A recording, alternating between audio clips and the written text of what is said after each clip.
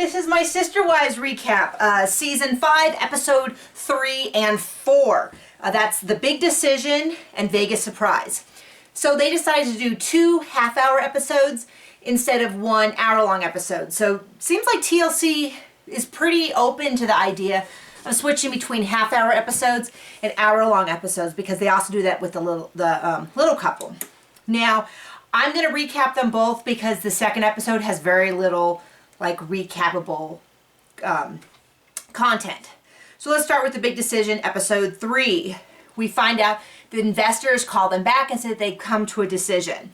Of course, we don't get to the decision until the end of the episode, so let's just keep going. Janelle and her rock wall. So her trainer has decided that she should climb a rock wall.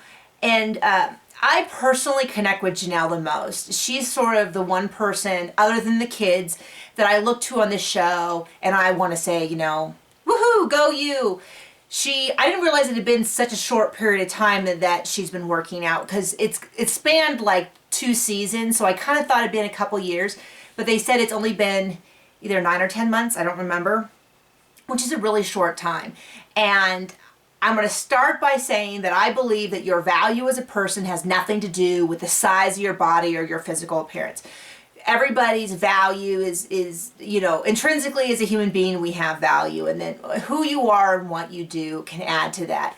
And I don't think that if she becomes thinner, she's now like a better person or a good person. So I want to put that out of the way, just to be clear. But the fact that she is taking the time and investing in herself and her health and her well-being and increasing her self-confidence and increasing her ability to interact and to do the things that she wants to do is amazing. And I am so proud of her, and I just want that for her. So I kind of feel like Janelle is someone that I relate to, and I think a lot of viewers relate to.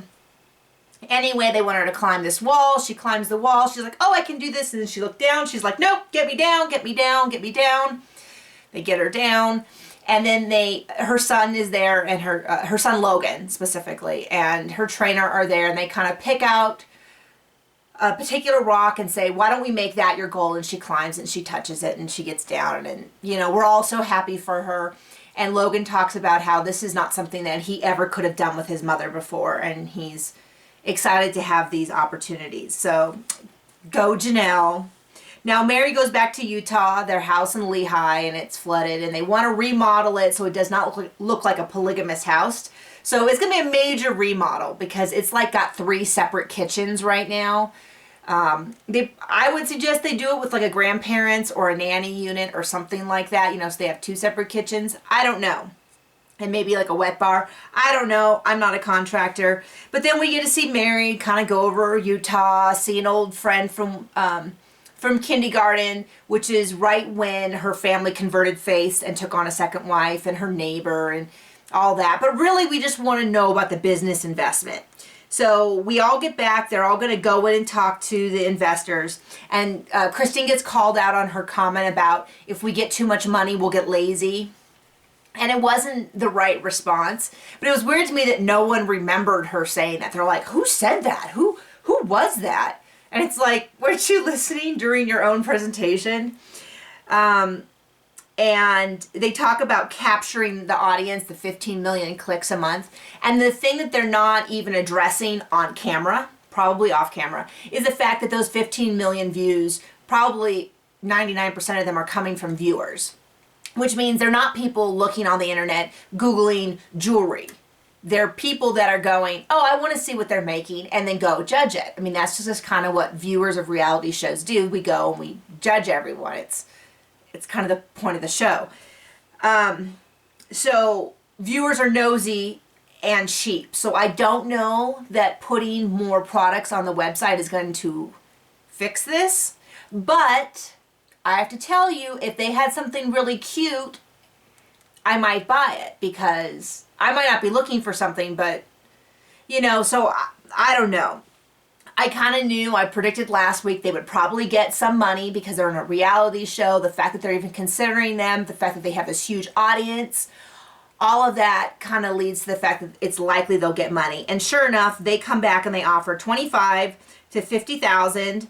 And then in 6 months they'll reevaluate, and this would get them 5% of the business. So 1/10 to 1/5 of the amount that they were asking for. I am kind of surprised because that they got any money because of the fact, I don't know how long ago this was. So this could have been just like a week ago. It wasn't, but you know, the website's still crashing every week. And then I did get on it. Didn't look like there's a whole lot more products. So I kind of wonder where this money went, combined with the fact that Kody made a comment about the investors seeming like they were full of themselves and they were way too harsh, which kind of seems like a weird comment to make on Twitter about people that you've got into business with. So I don't know. But anyway, there you go. So we're going to see how that plays out. I admit I am really curious to know.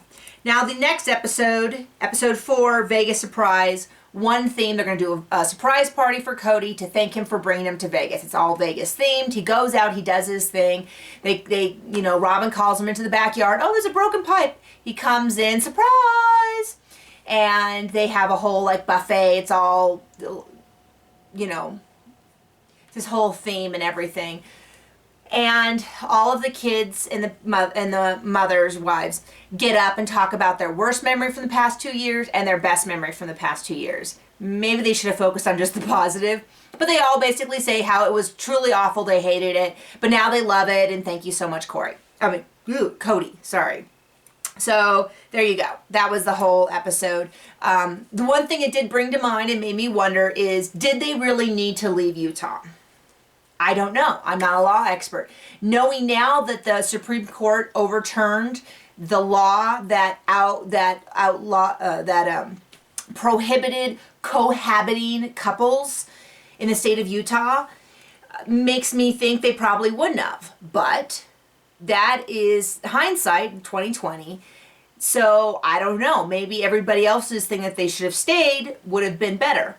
I don't actually know, but I think it's worth discussing. So if you want to hit me up in the comments and all the other viewers and share your opinion on whether moving to Vegas was the right or wrong decision, and whether or not, and whether or not you think that the money will save the business, because I really want to know your opinion on that. And I will see you guys soon.